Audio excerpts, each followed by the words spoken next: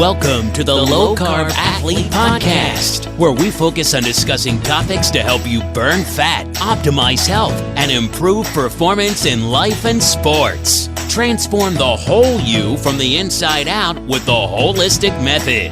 Let's dive in. Here's your host, Debbie Potts. Hello, my favorite low-carb aging athletes. I just wanted to share with you a special coupon code that I have from one of my favorite supplements, Biooptimizers. Biooptimizers has some great products that I often recommend to my health coaching clients based on their nutritional therapy analysis and their functional labs and food log symptoms that we look at. And a few of those are from Biooptimizers called HCl Breakthrough, Gluten Guardian, Magnesium Breakthrough, Capex, and their Masszymes enzymes, which is the strongest enzyme formula ever. And it has 5 different kinds of protease. Often we don't digest our food properly. So we are what we eat, but we also are what we can properly break down and absorb. So learn more from Biooptimizers. Check out their website and use our code LowCarbAthlete next time you go to purchase something. Enjoy.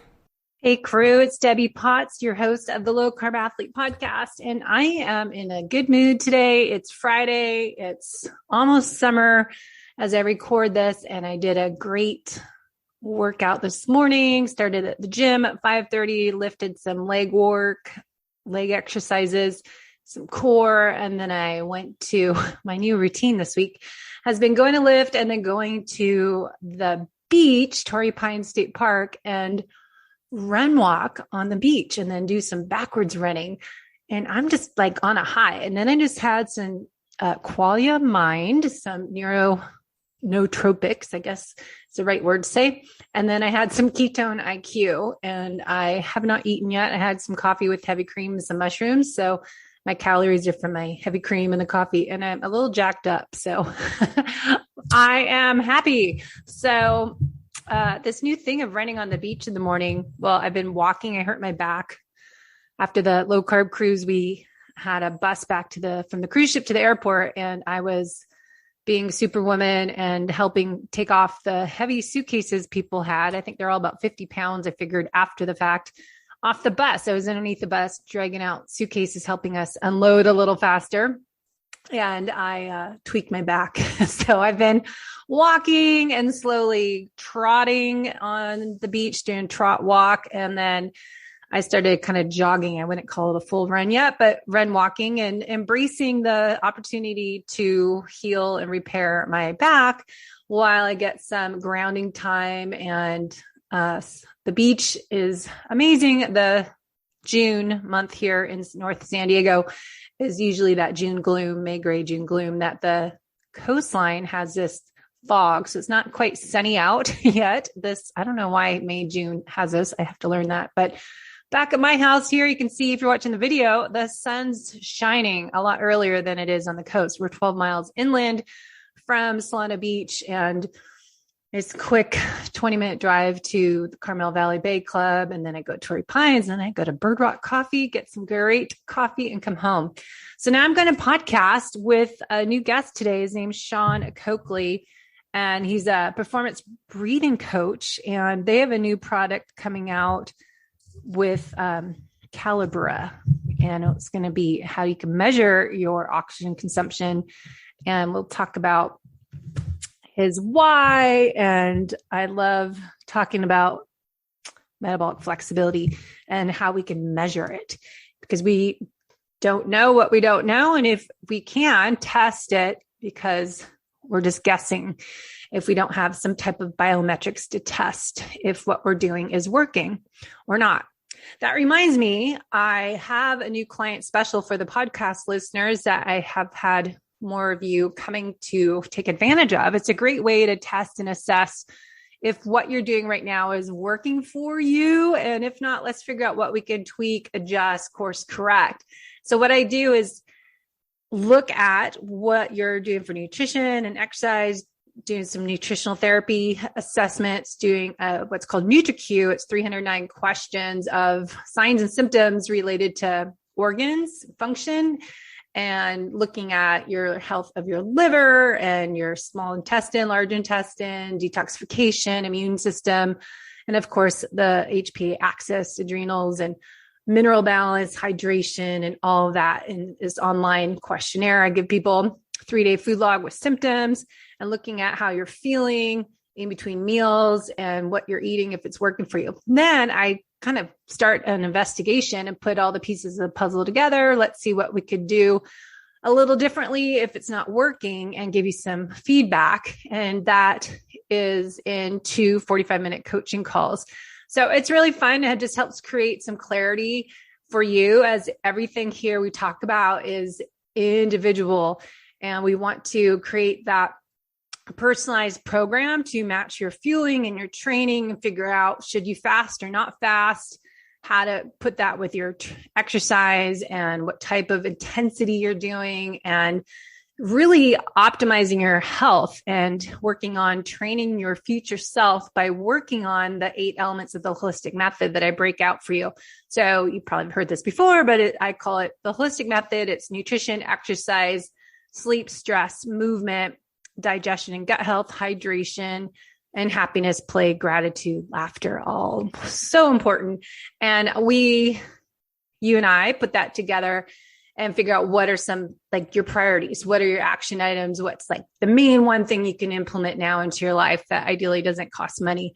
So that's what I'm doing for clients and helping them get started. And then of course I offer different courses or courses packages that are kind of a full VIP comprehensive that we work one-on-one for 6 months or longer and look at everything. And, a big part of all this health building and really working on performing your best in your sports this season, if you're racing, training for some big event, but also, are you doing everything you can do now to improve who you're going to be 20, 30, 40 years from now?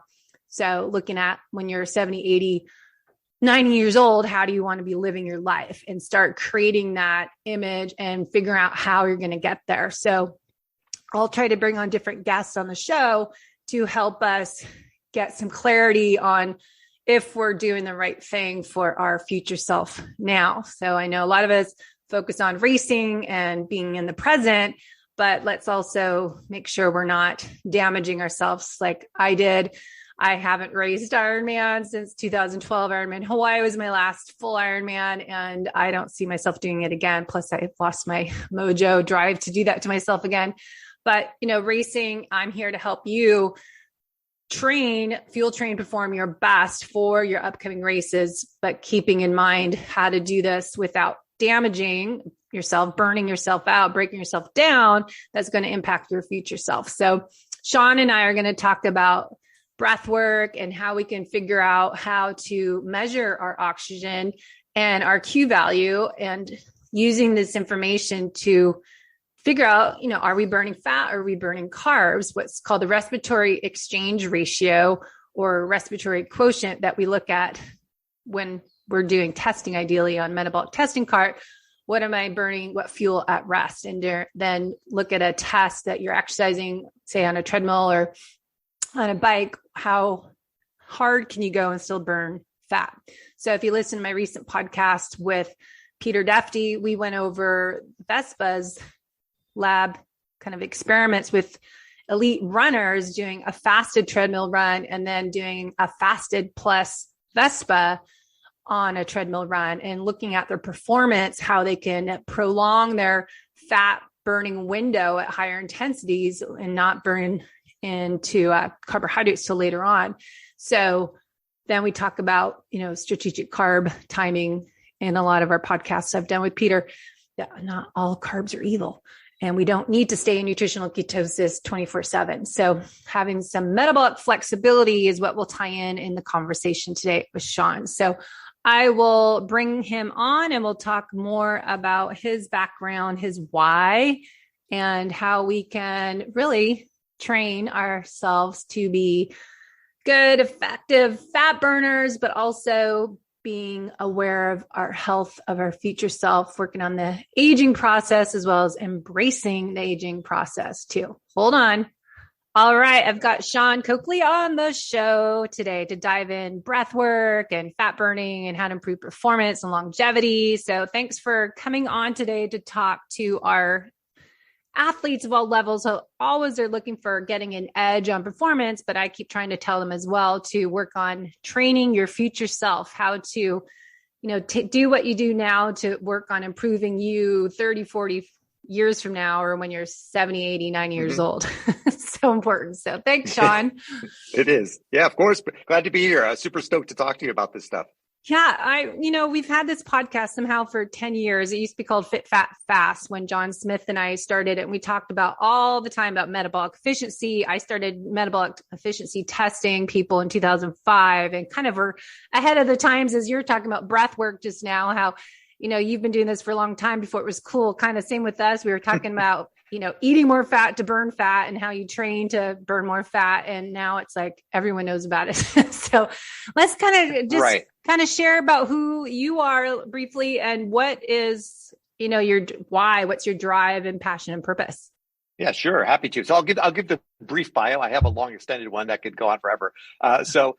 Long story short, when I was a kid, I was a competitive athlete. I worked my way up the ranks in the 80s and 90s, if you will, of competitive soccer. And I became a full scholarship athlete, Division I soccer player. Made it all the way through to about my junior year and had a bad injury to my ankle, which left me leaving my scholarship behind and kind of dropping out of school because I was not prepared for anything else in life other than the thoughts of being a pro soccer player. As life has it, it hands you new doors to open up all the time. So I was quickly getting on a bike to rehab my ankle, and I was in great shape because that's all I did was be in great shape. So I quickly became a competitive cyclist and spent time doing that until I got a message from the power of the universe that maybe I'm not supposed to be a pro athlete because I had a bad accident there and broke my back. I fractured my cervical spine and my lumbar spine. And so that kind of turned my life upside down, and I had to find out a quick way to recover. And I was also in the process of trying to get into medical school. So, I have degrees in epidemiology and public health. I studied biochemistry. I was ready to go to med school, and this accident took all that away from me. And the only way to get it back was to start really ramping up, my yoga practice and studying more non-westernized medicine, kind of complementary medicine practices to help me get my fascia working again and all those things. So for the past, I'm 53 now. So since I was 21, I've been studying as if I would functions. And I go after it as an academic would go after it, but I am also an artist and scientist combined. So I love the art of breathing and yoga, and I do my best every day to learn more so I could teach people what breath does inside of the body and how metabolism affects the body. So I've been doing that for a long time and coaching people for close to 25 years now. And I love it. I wake up every day happy. I love what I do. It's a great thing to do, to share. And I love your earlier comment, right? You guys have been at it for a long time too. I would love to talk about in this conversation how I don't think the general population really understands metabolism much at all. People like you and I do maybe, but the general public kind of don't understand the mechanisms in a lot of ways, right? So I'm kind of excited to touch on that with you a little bit too, because maybe I could learn a few nice, cool things from you today too. That would be fun. So why is breath work so important? So how'd that get to be like, that's what we should work on? Yeah. So coming at it from a couple different perspectives. So maybe about 5 years ago, I really ramped up my breath work because I went over to Europe. I stayed in Copenhagen in Denmark for a while and trained with a gentleman by the name of Stig Severinsen. He was the first human being ever to hold his breath as a free diver for 20 minutes. 20? So 20 minutes, right? So pretty fascinating. And what happens inside of your body while you're holding your breath is a soul's view into how you handle panic and how you process. So holding your breath for lengths like that is really a mental game. And you can do it if you can relax under stress.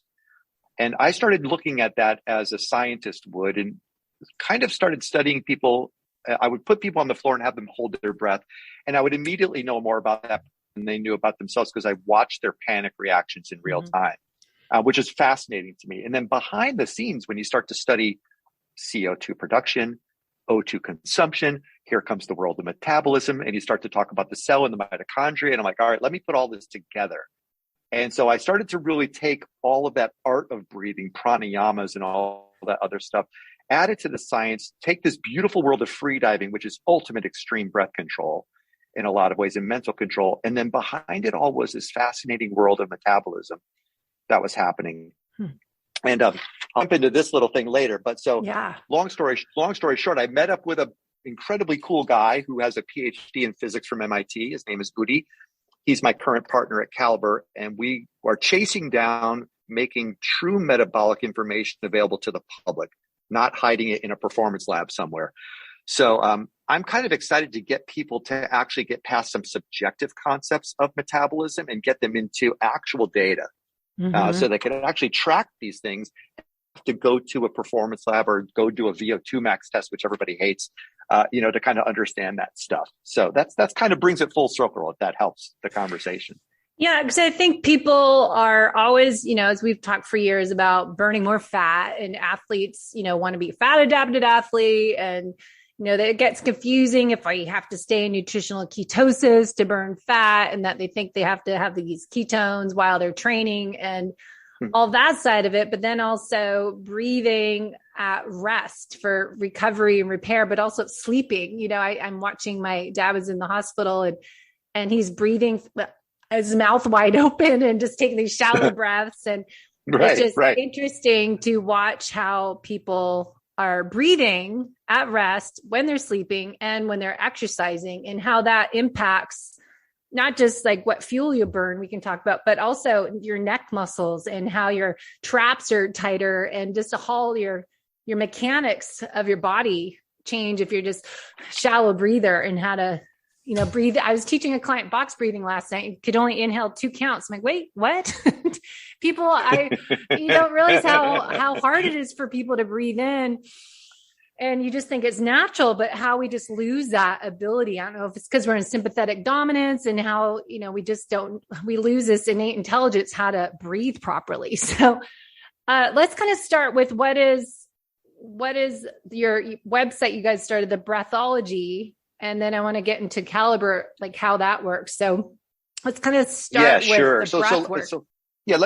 I'll kind of cover the last 5 years, if you will, in a very condensed fashion. So again, Breathology, that's Stig Severinsen's platform. He wrote a book maybe, 12, 13 years ago called Breathology. And it was his way of sharing with the world what he learned from being a competitive freediver over the years.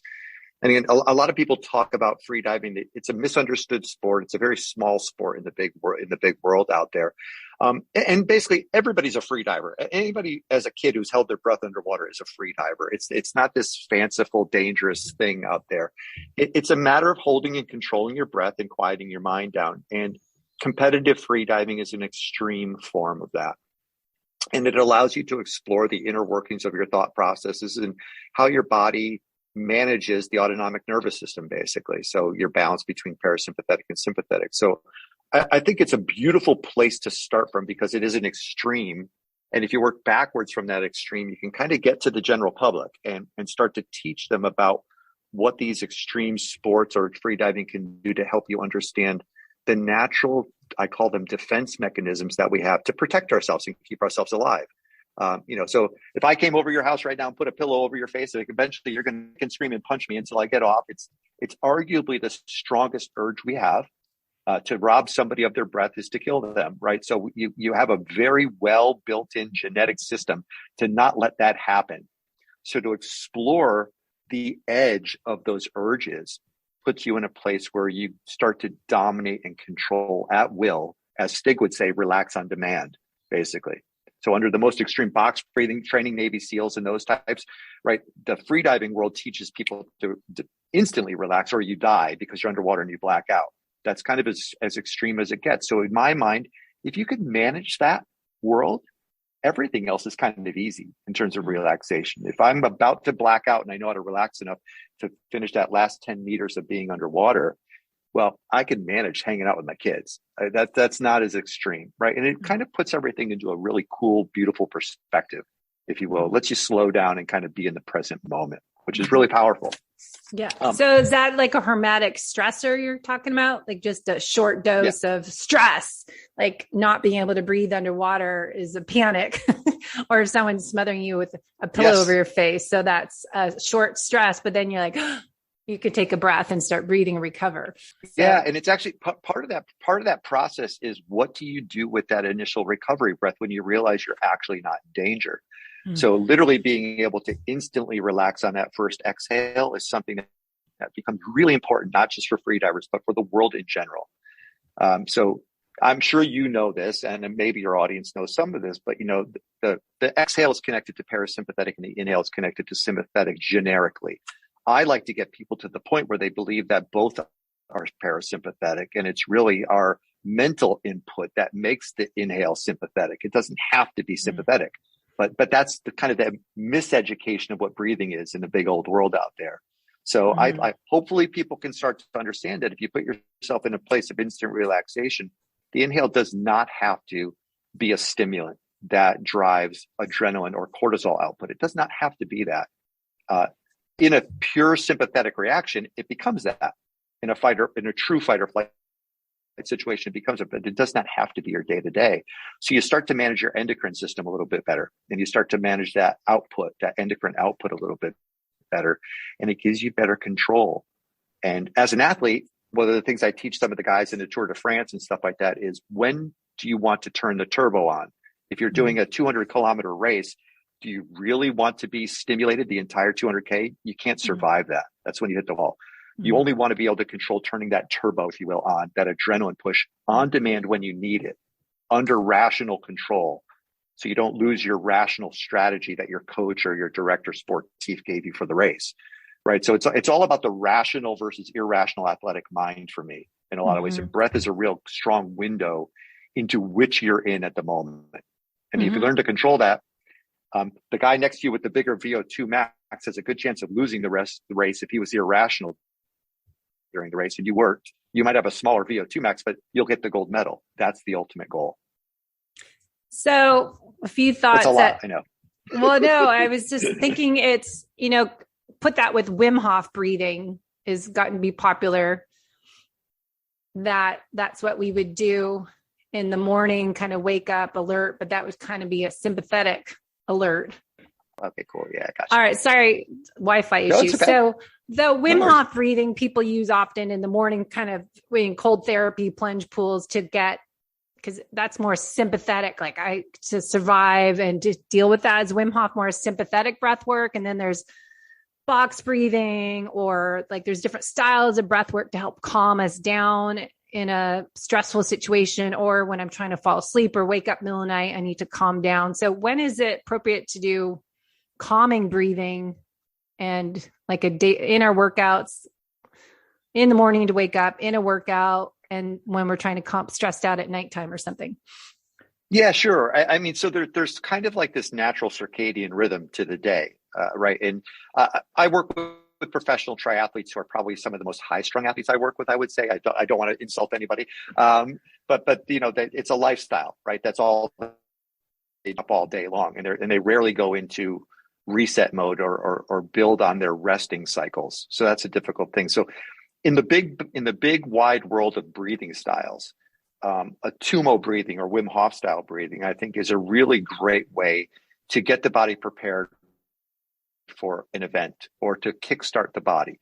And even though it is a highly sympathetic event and it's challenging, in reality, it also is similar to freediving. It's teaching you how to explore getting back to your parasympathetic after that event. That's a big part of it.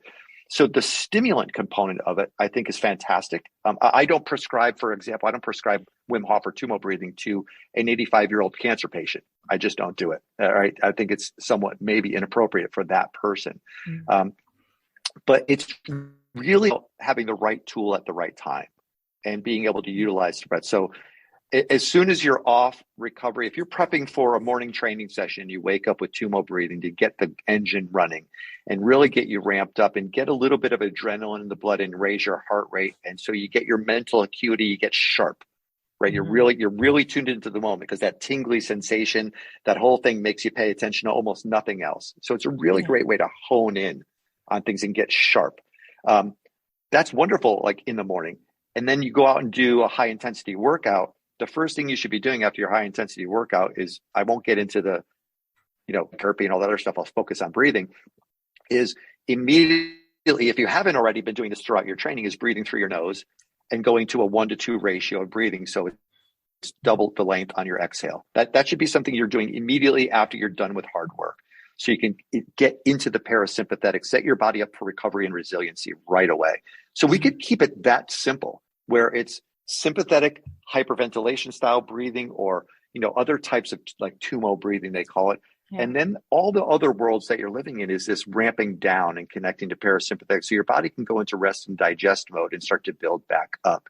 And studies are showing more and more, which you probably already know, the rest component is actually way more important than the work component. At the end of the day, new training methodologies are shorter, more intense, and way more recovery. It's not this grind it out for 8 hours a day training anymore, which it was when I was a kid, and I was on a bike. It was, you can't win a race, add another hour every day on your bike. That was the mentality, right? So that was the 80s, right?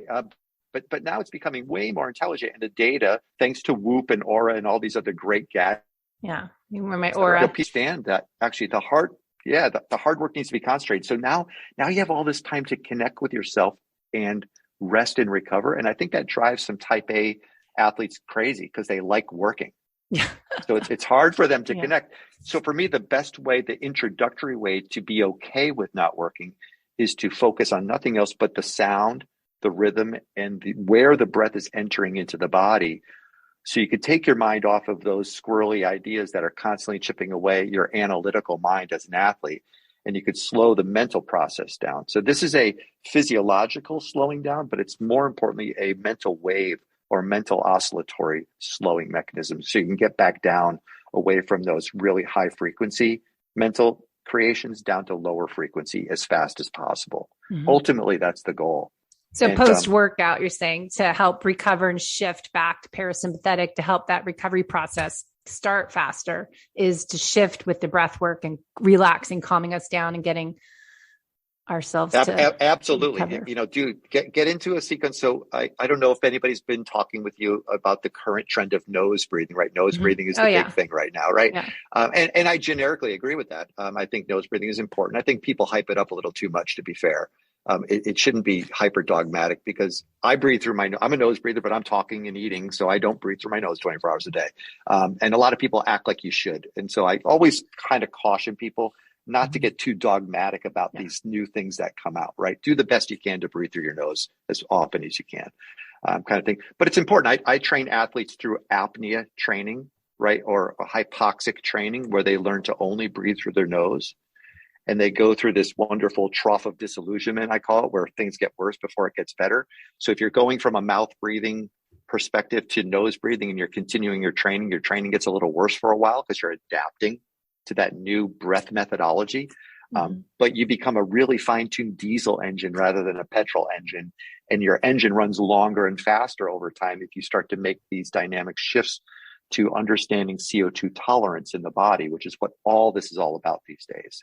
Yeah. And that lends really nicely into the conversation about metabolism. Yeah. So I was just thinking all those thoughts. So I know, we've talked a lot with Ben Greenfield in our coaching programs and trying to transfer that information to clients and our listeners, but the breath work while you're, say, doing Ironman on a bike, and how to keep your heart rate from going up. And for, I don't know how many years I've been talking about maffetone type of training, that you're doing the lower heart rate, the 180 minus your age, or if I test people on the treadmill, where your heart rate should be to burn the most fat for your individual body.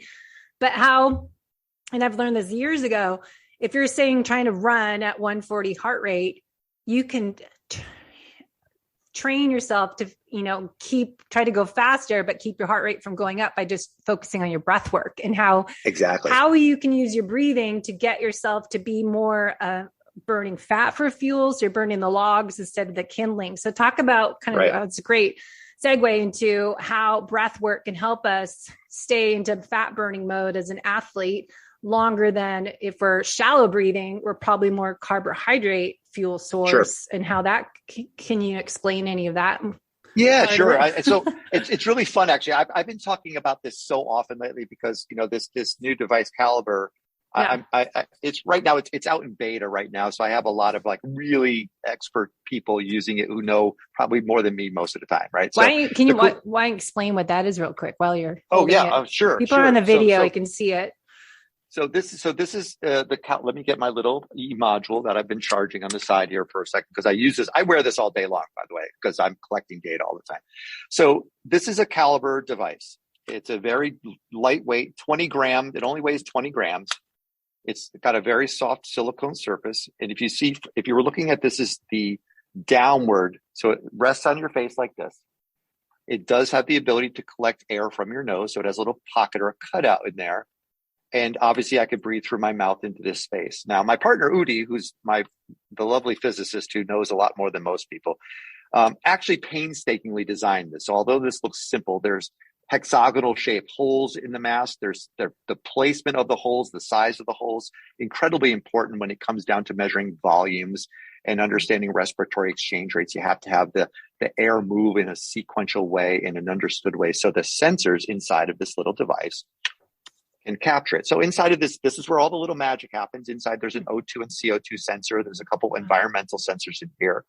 And historically, this little device is the size of something that would fit on my table or in a cart with a bunch of laptops underneath it, with a bunch of hoses and a bunch of calibration tanks next to it and so forth. So what we've basically done for the past couple of years is work in our dungeons and our basements to design this little thing and get this to the point where we could democratize breath data. Basically, that's our goal.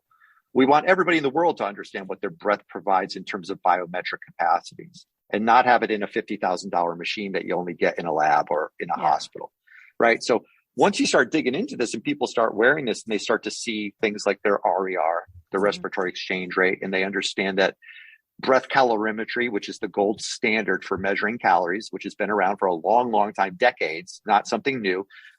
We're standing on the shoulders of giants. So we didn't create new math. The math has already been created. We're just collecting differently. That's basically what we're doing.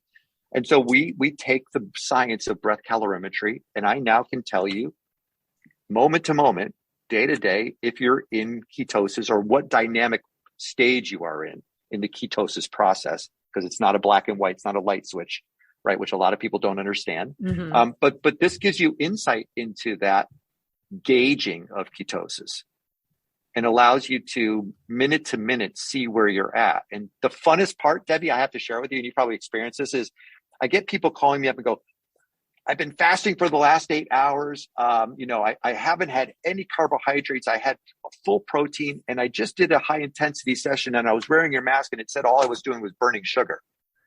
And I'm like, that's right. And they're like, that doesn't make any sense. And I'm like, well, of course it does. Your body scours for glucose because it's the favored fuel consumption.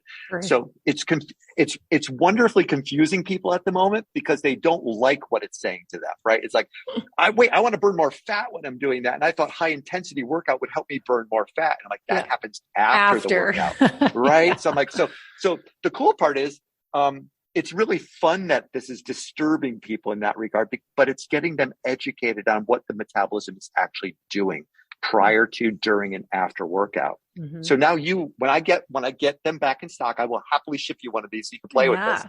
This will show you objectively, not subjectively, what's happening, and you won't have to be stuck to a machine with tubes.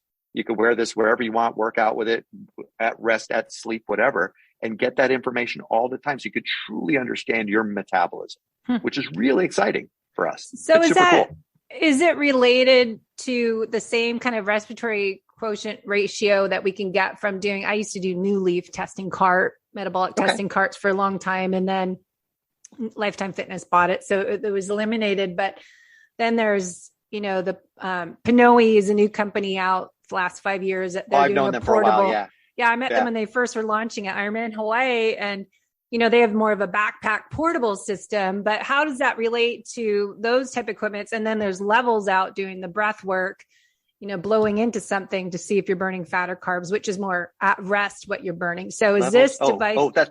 That's lumen, right? Lumen, Levels is yeah, CGM, sorry. right? Yeah, Levels. Sorry. I got confused. Yeah, I'm following you though. I'm with you. Well, there was a company, Levels, that from Seattle, they launched doing the same thing years ago, but I don't know what happened to them. I was demoing it for them, but Lumen is the one I meant. Sorry, go ahead. Yeah, so gotcha. Yeah, I know Levels is one of the ones doing constant glucose monitoring now, I think. So that got confused with that. So I've known Pinoy for a long time. So let me first make a disclaimer. I love every company out there who's trying to do this, right? Yes. Teamwork. But we are all different at the end of the day. So at a 30,000 foot level, I pretty much do the same things Pinoy and metabolic carts do.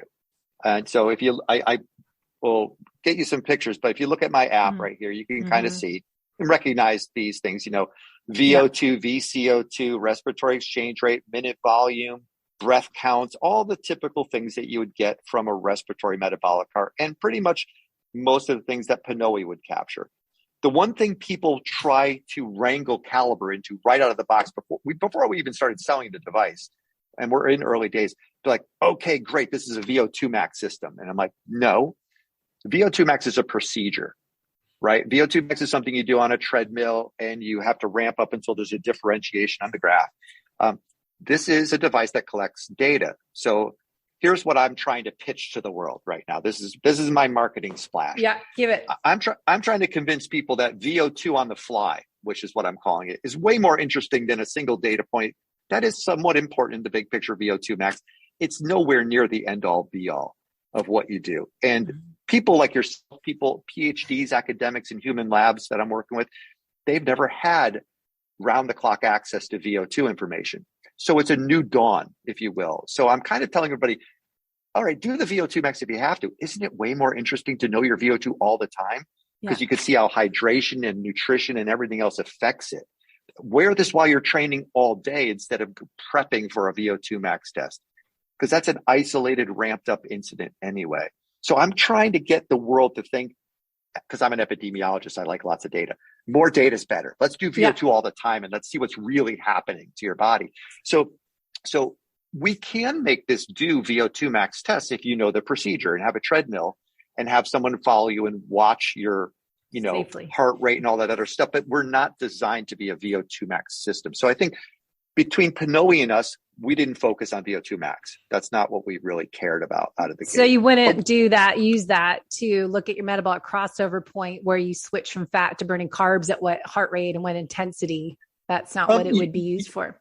You can, but you need a couple. We don't capture heart rate and we don't capture stuff. We capture molecules. That's our job, right? So we leave the heart rate to every other cool company out there that captures all that stuff already. And the other, talking about Pinoy, and again, I like the Pinoy system. I knew them right when they came out too a long time ago. I was excited because I'm a widget guy. I love widgets, right? What we do that's kind of really different is we don't require a calibration tank.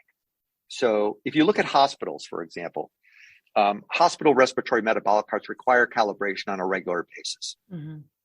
They calibrate against an inert gas, a known gas, right? In my mind, and getting down to third decimal points and fourth decimal points, I think it's way more interesting to calibrate on the ambient air around you, because that's where you're measuring the true deltas from. So if you're really going to get accurate when it comes to respiratory exchange rate and counting carbs and fats with breath calorimetry, the smallest change in data deltas can give you false readings. So imagine that if I'm in Colorado at 8,000 feet, you're at the shoreline, you have more humidity, I have less oxygen, I have less humidity. Those ambient airs are going to be different than an inert gas. Now people can argue, oh, that's not that big of a difference. That's fine. I'll let them have that argument. But the fact is, I don't require a calibration tank. I turn this on, I put this down for about a minute. It calibrates to the surrounding ambient air. And then when you put it on your mask, you're actually exchanging and calculating the deltas based off your localized area. And we think that's really cool. And we think that's different because in hospitals, I know pulmonologists that will swear up and down. They don't calibrate their machines as often as they should. They just don't. Pinoy practitioners probably do because they usually do it every time they do a test. But still, those types of things with all the hoses require those things to cost $8,000, $7,000, $50,000. We're selling this for $300. Yeah. Because we got rid of all the equipment. Uh-huh. And people question our accuracy all the time. Yeah. Our sensor partners are German and Swiss sensor creators. I'm not going to tell you who they are, but they work with us very closely. They are medical grade, best sensors in the world. And so we're not sourcing stuff from China or Alibaba and hoping that they work. My partner is an expert in the world of sensors and air quality. So I have a genie in the bottle, or a Wizard of Oz, if you will, back in MIT and Cambridge, who knows more about this than most people. So what's in here is in fact medical grade. It has the capability to work the way we say it does. The tricky part is, and I want to be transparent, our device is new. I consider it professional beta at this stage, and calculating in all the different environments that people bring these to is a lot more difficult than people would want it to be. So systems like Pinoe and metabolic carts are always in a known environment. Mm-hmm. So it's a little bit easier to work in that environment, because they're not, if you go out on your bike and then go for a run and then go sweat in the gym, I have a lot more to deal with than those. All right, internet problems. So sorry. So you're talking about that is measuring your oxygen in and your carbon dioxide out through your sensor. Correct. You're not covering your nose, but it's just touching the bottom of your nostrils. So when you breathe out through your nose or through your mouth, you're measuring that data. The air you're collecting is what the sensor's collecting. So when you're breathing with that mask on, it's just kind of covering the bottom of your nose. It's not like a face mask we've had to wear on and off last couple of years. So you're not blocking your breath from your nose, but it's just collecting your oxygen in and your carbon dioxide out by your breath and your nose exhale respiratory system. In your nose or mouth, or in couple, right? So again, the way we didn't want to design this to go up over the nose, and this was something that we made a hard decision on a while back. So we use very soft silicone. If you could see me, just to press, I don't need to put too much pressure on this, and there is a hole in here where the air from your nose goes through into the mask space. So again, if I take this and I lift this onto my face, you can see that this soft silicone, when I put it on and add a little bit of pressure, it doesn't need much pressure at all. It kind of cups to my nose, if you will, and then it collects the air exchange going into the mask. And what it needs to do, how this device works, it has to exchange air in and out of the mask itself. So these holes that are punched in here, we've done it in a way where when I put this on, I could wear this all day. I could sprint and do high intensity workouts. I don't ever feel like I'm having resistance. You don't want resistance when you're measuring volumes. That kind of defeats the purpose. So it's very easy to breathe through this at rest or at high extreme usage. And so sorry, everyone, the internet seems to be going in and out at my house today. So let's get Sean come back on, because I'd like to talk about how you use this. There you are. So I wanted to jump over because we're going to run out of time. I want to talk about how the information you're collecting this data, but how do we what does it do for us? How do we use it, and how do we change the way we train and recover, and maybe, lifestyle habits? What can we do to use this information that we're collecting? So what is the data you showed us on the app, and then how do we apply that to be, you mentioned ketosis, or is that burning fat versus carb fuel? What's the data we're getting and how to use it? Yeah. So let me, I'll share some screenshots so you could edit this stuff into it, Deb, right? But so here, the one I showed you before was the respiratory dashboard. This is the metabolic dashboard, if you can see this. So fat I'll burn let you take percentage, a quick, I don't know if you can see it. Calorie burn, fat burn, or not calorie burn, but carb fat burn, say 75%, and that shows fat burn 24.8. So you're getting that information. Okay. Cool. Right. So, and if you look at the top, we at the moment, and actually this version of the app that you're looking at is going to be replaced in about 4 to 6 weeks with a new one, even cooler looking, with a lot more feature sets to it. But basically, this is a recorded session that I'm showing you from me sitting around the office and playing with my breath. Right. So I manipulated to create some data, and so you're able to go back and look at your breath sessions or your breath metabolic recordings over time. And then by looking at, I wear an Oura ring. That's my current favorite because it's comfortable and out of the way. I go back and I look at the correlations of what that says versus what my device, what Caliber says. And I start to understand the bigger picture a little bit more. So if I see over time which source of fuel that I'm burning during a training session or even at rest, it gives me enough information, metabolic information, for me to adapt my diet, adapt my lifestyle, adapt my breathing rate to help me stay closer to full ketosis, if you will, than I would if I didn't have this information. So if you're a keto-minded athlete and you want to stay as far to that side, as far to the fat burn end of the gauge as possible, you're going to have the information that shows you when you are in and out or the closest to ketosis, if you will, during your trainings or your lifestyle. With that information, you can start to adjust intake. You could start to adjust your hydration. You could start to play with a lot of the outside factors, match it up to the data as you move forward. So right now, I want to be super clear to everybody. We are not using our platform for Caliber at the moment to be a educational or nutritional guideline company. So we're not going to say, now that you got the score, eat this way, or here's a prepackaged meal that we're selling to you. We're not going down that path. We're staying really strong in the respiratory scientific world of biometric data. Our goal is to have the most accurate data available, bar none. That's our goal right now. That's year one of Caliber, if you will. So right now, it's not going to spit out a score to you. It's not going to say good job. It's not going to do any of those things. It's really about getting scalable data out to the public at this stage so you can understand your metabolism. So I think as a coach, I always think stacking that with your Oura ring. Like I have one as well, or people like a Whoop band. I don't know. People can do more wrist things. Garmin, I know, right? Garmin, Whoop, Oura, and having all this data, but then maybe using a NutriSense or Levels, a CGM, and having more data collected. There's like websites as Heads Up Health that you can put all this data into one platform. That's pretty cool. But I think it's learning, collecting data and actually doing something with it. I think people are all, I'm going to use a CGM and I'm cool. I have an Oura ring, but they don't even use that data that they're getting to adjust their way they're eating, how they're breathing, how they're moving through the day, how their lifestyle habits are, as well as their exercise training and when to adjust, course correct.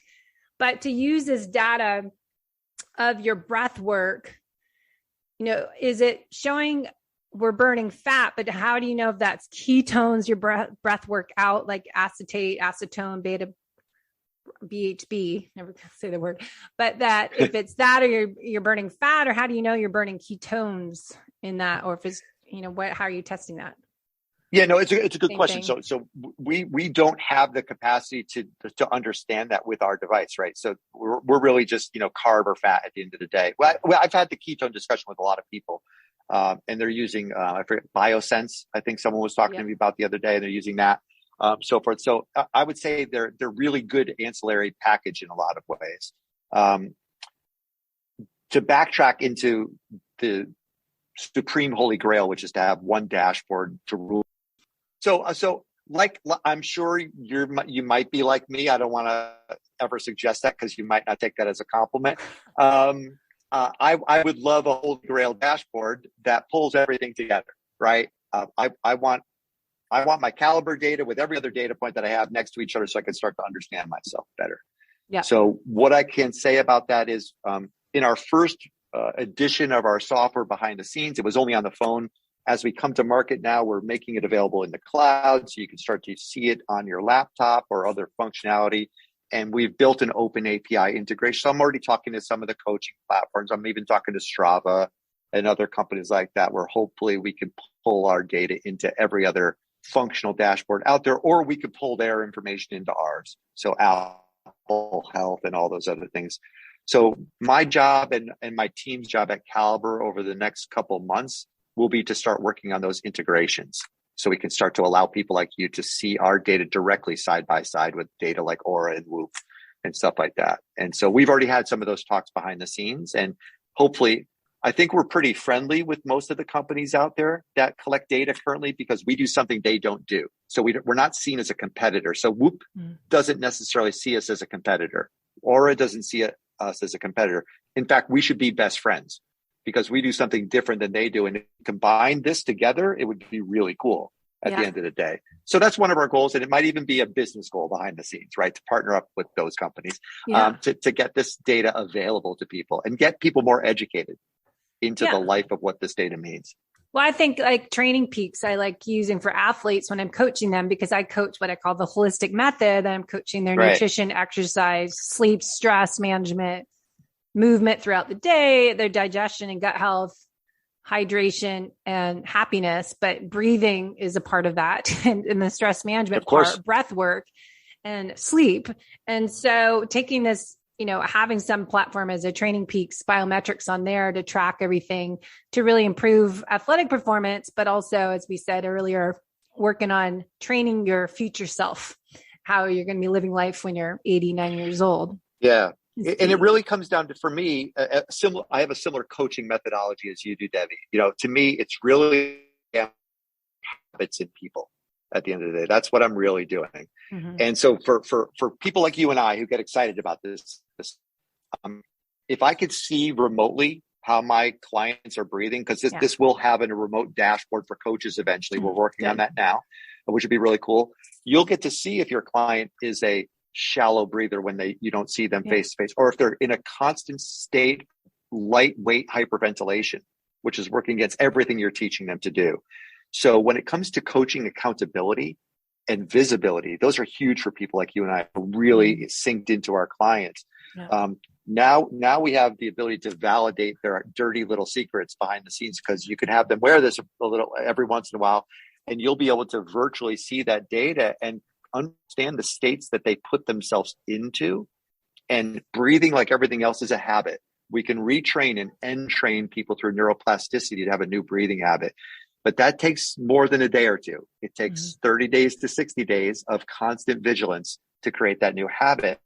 This enables us to see that habitual breathing pattern in our clients and allows us to, if we start there, all the rest of the things kind of start to fall in place, because now we have control over the nervous system, which is always the place we need to start. So I think it's fascinating that we can't hide from us anymore. If you could measure heart rate variability in that too, like with our Aura ring, because I always love looking at the LF, low frequency and high frequency, to measure the strength, the resiliency of sympathetic and parasympathetic heart rate variability score, because my background as an athlete is chronic stress, adrenal exhaustion, air quotes, type of HPA axis. But I did all these tests for Sweet Beat Life after I got my, whatever you want to call it, HPA axis dysfunction. Adrenal exhaustion in 2013, that it was really looking at for, we're saying the type A driven, ambitious, overachieving, high charging athlete or non-athlete, doesn't even matter. And how we can use this data to look at your heart rate variability score, but how you can change that by looking at this breath work, measuring, am I burning fat or carbohydrates? It'd be interesting to correlate that data together, see if I change my breathing at rest, when I'm walking, when I'm biking, when I'm sleeping, when I'm doing yin yoga at night, how can I turn on that fat burning and how that can improve my ability to get a stronger, resilient heart rate variability score, and kind of putting that together. And then even blood sugar, is that stabilizing my blood sugar? Because I noticed with stress, when I was wearing mine on and off the last year, CGM, NutriSense, my blood sugar would go up, not just from food, but from driving in traffic or something that's stressful. So trying to teach people how to respond to stress with the breath work, it would be interesting, those 3 different modalities, get that biometrics of your breath work and how that can tie together. That's kind of the holy grail aspect of what we're looking for, right? Like in my world, I know I've known heart math for a long time. I've been studying HRV forever and stuff, and it's kind of cool that it's trendy. It's almost not trendy for the adopted, done and baked. But the science out there is simple that supports it generically for people walking around. If you breathe in 5 seconds and breathe out 5 seconds, that's been shown generically to be the optimal breath pattern to help instantly impact your HRV score. Most people don't pay attention or count their breath throughout the day. It's an unknown habit, and everybody takes their breathing for granted. When you see your breathing on a screen and you see your breath count and you can go back and go, oh my gosh, I was breathing 12 breaths a second. I was 12 breaths a minute, 20 breaths a minute. Of course, your HRV score is going to be bad if that's your rate. But nobody except me and a few of my friends walks around knowing their every breath that they take. They don't pay attention to it because it's something that they consider, I'm good at it because I've been doing it my whole life. Right? So they don't really give it the respect that it deserves. So even from a simple breath count perspective, the insight people get from knowing how many breaths they take per minute is phenomenal. That can change their lives just knowing your breath count. A lot of these other things are benefits that happen from managing your breath count over time. And if you want to change your HRV, if you have a whoop or an or, you want to change your HRV, start breathing 5 seconds in, 5 seconds out through your nose. You will see a change in your HRV. It doesn't take very long. So my mind's wandering all over the place. So if you are struggling to burn fat and you air quote again, doing all the right things, and this could help you figure out more clues. So as I call myself a health investigator, we investigate what are some imbalances, areas of opportunity that we can improve. Maybe we need to look at how you're breathing and how your breathing at rest and during exercise can impact your ability to burn fat, which can impact your ability to lose weight. And even if that relates to insulin resistance. Yeah. And so there is no validated studies on that yet, right? That's one of our issues, right? This is a new frontier in a lot of ways, and because there's so many ancillary mechanisms that compound against each other that it's kind of hard to understand. And I don't want to sound like I understand that picture completely either. I'm like you, I'm studying every day, looking for the answers. I think this is a wonderful piece of the puzzle that's been missing. That's the nicest and simplest way I'll say it. And so I've been using my caliber now for about 7 months behind the scenes. I've discovered correlations that I couldn't have discovered. And I look back on my sleep data, my hydration, my caloric intake, the type of calories I'm taking in, and I match it up against this. And I found interesting patterns and I found interesting habits. And I've been able to quickly change those habits. But this was a definitively missing piece because I had to base almost everything else off of what I weighed on a scale, which really doesn't matter at the end of the day. It has nothing to do with metabolism. And I had to start seeing what sugar consumption did to me on a day-to-day basis. So if I'm burning carbs the majority of my day, and that reflects my anxiety state, which limits my ability to rest, which limits my ability to become resilient and recover, which makes me go back to a potential bad fueling habit. So I go and binge on something because I, stress eat or something like that. It's all compounding, and all of it was guesswork before. So what I really love about this is there's no place to hide. And I could share a quick story, just really quick here, and I can't name the team, but there's a well-known professional basketball team that I talk to. And by contract, those athletes are required to keep a 10% body fat by contract. And the player adoption rate to do things like VO2 max testing is nil. They hate it. They won't show up. They have full-time nutritional staff taking care of them. Now, what do we know for certain? Behind the scenes, these guys sneak a Snickers bar every once in a while. They do all these other things that breaks the curve.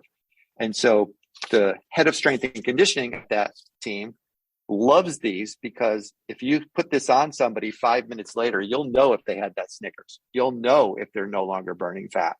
And so it helps. So measuring the fat or the carbs so you can get this instantaneously. Yeah. So you're getting the clues though from that live time and collecting that data, so you can just see how food impacts your metabolism. Correct. And I'm gonna go out on a limb here, and I'm sure people will challenge me, but I love a good challenge. This is the most accurate way to count calories, bar none. Everything else takes an algorithmic guess. Now some of them aren't bad at guessing. And I won't name names because I don't want to get in an argument with anybody. But if you don't collect molecules, the only way to understand what's being burned is through CO2 O2 exchange. That is the way you know. That's how metabolism works. So an Apple Watch can tell me my calories.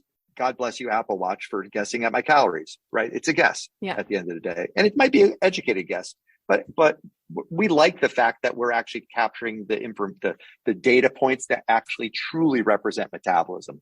That's where we that's our business. Like we're those geeky guys who said, we're going to chase down the molecules instead of a diode shooting into your skin. Yeah. And we're going to go for it. And so what I personally think is interesting right now, Debbie, is matching my data through Caliber up through a constant glucose monitoring system, because they are different.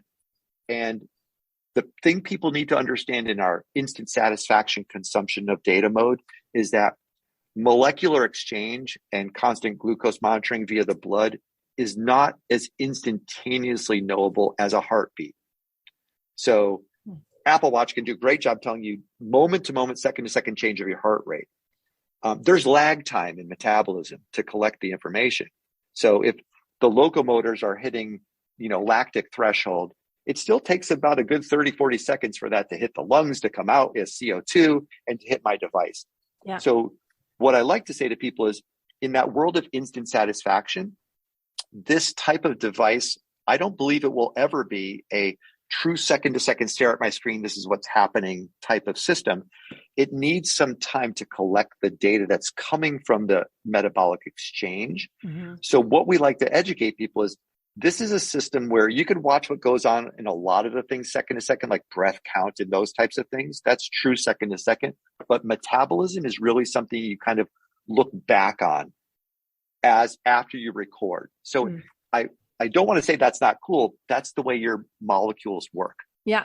So there is no instant access to the molecule next to a mitochondria that just got exported. I don't have that. Yeah. Nobody does. And same with constant glucose. You have to, your blood, by the time the waste products and metabolic products go out to be measured, there's been a time lag. So people have to understand that when you're looking at this type of data, you kind of want to look at the bigger picture, the minute to minute, not the second to second. That's how you kind of have to study this. Does that make sense? Yeah. So interesting. I think, I only have a minute left because I've got to wrap this up, but I wanted to maybe do a follow-up, and I'll test it out and share my experience. But, one thing I want to look at is, if I have a client, for example, I was talking yesterday, doing a MAF, training at say 130, 140 maffetone type of the max aerobic function heart rate training, and they're not getting the results that they want. It'd be great to see, okay, let's see how you are breathing while you're doing that MAF type of bike or run, to see, are you burning what percentage of fat to carbohydrates? And then maybe giving them breath work exercises, how to breathe while they're exercising. That will help improve their ability to burn a higher percentage of fat while they're exercising, or see how high can they move that heart rate pace up, but that they're still burning fat. Like, because a lot of people this is too slow. They might need to go down to one. They might actually need to go in the other direction, go down to 130 to be able to be burning fat. Right. So it's a really, you bring up a really interesting point. And I think I'd love to work with you to start to play with some of your clients, if you will, and figure that data out.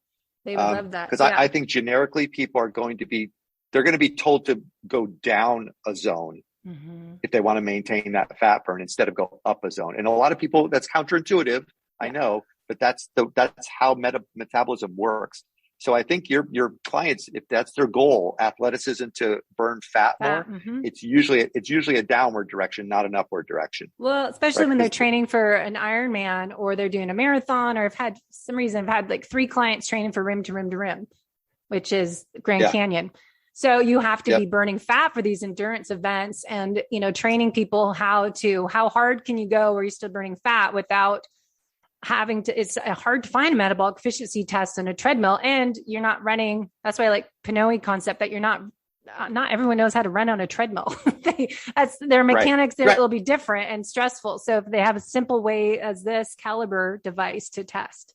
So just let us wrap up. I know you're frozen again. So what are the links to find Sean and learn about the products? Can you give the links of where to find out if they can pre-order or be part of your products? Absolutely. And maybe in round 2 of our conversation, you and I can connect and help each other a little bit. That would be cool. But people can find our website a lot of people say Calibre, but it's actually, we pronounce it Caliber. Our website is caliberbio.com. So it's CALIBRE. bio.com. We are just launching our social media. So Our Instagram handle is Caliber Biometrics, same as our Facebook handle. And we're launching our YouTube channel in the next couple of weeks. We're working diligently behind the scenes on a lot of really interesting videos. Great. And a lot of our work is going to be, like I said, Udi and I and the rest of my small team, we are not going to look to necessarily to become the nutrition experts in this world. We want to work with people like you and everybody else who knows that world really well. And we want to make sure you feel credible with this information and know how to apply it and start to look at how to feed your athletes and yourself. And so we're going to lean on people like you, Debbie, and kind of help ask for your assistance in bringing guidance to this big world of educating people so they can start to become really intelligent about their training. And hopefully you'll appreciate the data we're allowing you to check in on. So that it'll be, I think it could be a lot of fun. It will be. I think, collecting data, testing, not guessing is what we do as health fitness coaches nowadays. So more things that we can help personalize a fitness and nutrition program and health building for clients is really essential to their success as an athlete performing in life and sports. So thanks so much. Let's do a follow-up and we'll chat soon. Thank you. Okay. Sounds cool. Thanks for listening to the Low Carb Athlete Podcast. If you have any questions, feedback, or topic suggestions, let us know on Facebook or at debbiepotts.net. You can help us to continue to grow by leaving a review on iTunes. Thanks again, and we'll see you next time.